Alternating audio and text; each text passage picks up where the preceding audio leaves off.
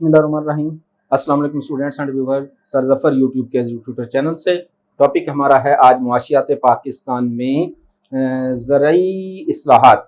तो यहाँ टॉपिक नहीं लिख पाया मैं, अभी लिख देता हूँ। तो ये हमारे पास जो टॉपिक है वो ज़रई इस्लाहात है, ठीक है। हम ज़राअत के महकमे को ठीक कैसे कर सकते हैं, रिफॉर्म्स हम कैसे कर सकते हैं, तो ये हमें देखना है आज। तो स्टूडेंट, वीडियो को आगे बढ़ाने से पहले आपको याद करवा दूं कि आपने हमारे चैनल को अभी तक अगर सब्सक्राइब नहीं किया तो फौरन सब्सक्राइब करें और फौरी तौर पर जो है वो बेल आइकॉन प्रेस कर दें ताकि बर वक्त हमारी तमाम वीडियोस का नोटिफिकेशन आप तक पहुंचता रहे। तो चले स्टूडेंट, वीडियो को आगे बढ़ाते हैं। ज़रई इस्लाहात और ज़रई रिफॉर्म्स जो होती हैं ये क्या है। ज़राअत के महकमे को, मार्केटिंग के महकमे को, इस वक्त मार्केटिंग की बात हो रही है स्टूडेंट।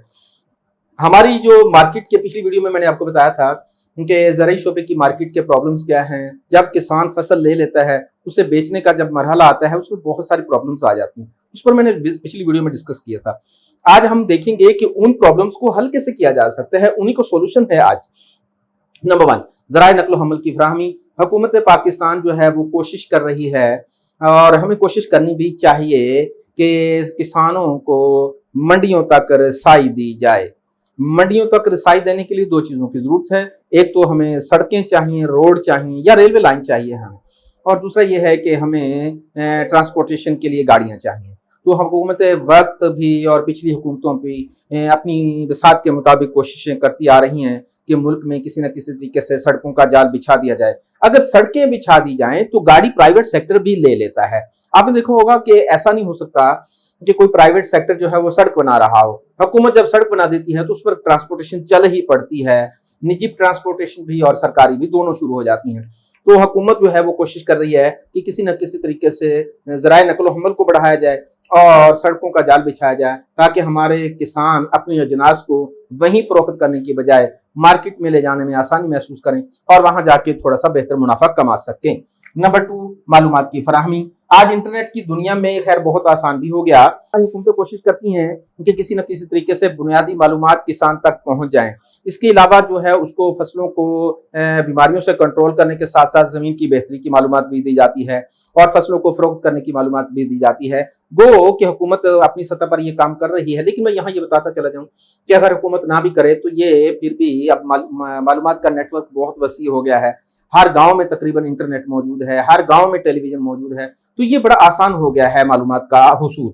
उसके बाद है वजन के पैमाने। मैंने आपको पिछली वीडियो में स्टूडेंट्स बताया था कि किस तरीके से हमारे जो खरीदने वाले हजरात होते हैं वो किस तरीके से वजन अपने मुताबिक चेंज कर लेते हैं। एक मन का कभी 40 किलो बना लेते हैं, कभी 35 किलो को एक मन कह देते हैं, कभी 45 किलो को एक मन कहते हैं। तो ये हुकूमत पाकिस्तान कोशिश कर रही है और बड़ी हद तक कामयाब भी हुई कि पूरे मुल्क में वजन के पैमाने एक जैसे ही हों और किसान को ये जो फ्रॉड होता है उससे बचाया जा सके। गो अब भी ये फ्रॉड मौजूद है। मैं यहाँ ये बताता चला जाऊं कि नाप तोल की कमी गुनाह कबीरा में आती है। हमें इस गुनाह से बचना चाहिए। जो आदमी चीज खरीद रहा है वो आपको पैसे दे रहा है, आप उस पैसे के बदले में जितनी चीज फराहम करना चाहते हैं उतनी साफ सुथरी और उतनी वजन के जिसका आपका एग्रीमेंट हुआ है उस पैमाने के मुताबिक उसको दी जाए। तो ये फ्रॉड का एलिमेंट जो है वो हमें खुद भी सोचना चाहिए कि नहीं करना चाहिए हमें। उसके बाद है जखीरा और गोदामों की फराहमी। गवर्नमेंट कोशिश कर रही है कि जखीरा कारी और गोदामों की सहूलतें भी फराहम की जाए। अब तो देहातों में भी आप देखें कि बड़े बड़े वेयर हाउसेज बन गए हैं, बड़े बड़े गोदाम बना लिए गए हैं ताकि किसान अपनी फसल बर वक्त ना बेचना चाहे, जिस वक्त वो सस्ती बिक रही है उसको अगर स्टोर करना मुमकिन हो तो किया जा सके। जैसे कि खराब होने वाली फसलें किसान मजबूर होता है कि सब्जी फ्रूट वगैरह है उसी वक्त उसको बेचा जाए, लेकिन अगर उसे कोल्ड स्टोरेज दे दिया जाए, कोल्ड हाउसेज दे दिए जाए तो फिर वो फसल फौरी तौर पर खराब नहीं हो सकती। लिहाजा अगर बच गई, ना बिक सकी तो फिर भी काम आ जाए, लेकिन अगर ये नहीं होंगे तो हमारी फसल जो है वो ज़ाया हो जाती है। तो हम किसान को ये सहूलतें भी फराहम करने की पूरी कोशिश कर रहे हैं। उसके बाद है पास्को का कयाम। पास्को क्या है? Pakistan agricultural store and supply corporation. बहुत बड़ी कारपोरेशन है पाकिस्तान की। ये पूरे मुल्क से खास तौर पर गंदम, गल्ला, अनाज खरीदती है। तो वो चीज़ें, वो अजनास जो गल्ला में आती हैं उसको ये महकमा खरीदता है। किसानों से ये महकमा ये चीज़ें खरीद लेता है, ये अजनास खरीद लेता है, यूं फौरी तौर पर किसानों को पेमेंट हो जाती है और मुल्क में तरसील आहिस्ता आहिस्ता ज़रूरत के मुताबिक पास्को का ये महकमा जो है वो आगे डिलीवर कर रहा होता है। फौरी तौर पर जाहिर है कि हर घर फौरी तौर पर तो किसानों से नहीं खरीद सकता और ना किसान घर घर जाकर ये बेच सकते हैं, लिहाजा हमारा ये सरकारी महकमा पास्को मुल्क के किसानों से इजनास गल्ला वगैरह खरीद लेता है और फिर बवक्त ज़रूरत उसकी आगे तरसील जारी रखता है। बहुत बड़ा काम है ये, लेकिन यहाँ ये बताता चला जाऊं कि अगर हम बेहतरीन तरीके से करें तो इसको अभी भी बेहतर किया जा सकता है। इसमें अभी रिफॉर्म्स की ज़रूरत है, इसको कुछ इसमें प्रॉब्लम्स हैं, कुछ इसमें खामियां हैं, इसे दूर किया जा सकता है। उसके बाद है हमारे पास स्टूडेंट AMSL के महकमे का कयाम, एग्रीकल्चरल मार्केटिंग स्टोरेज लिमिटेड।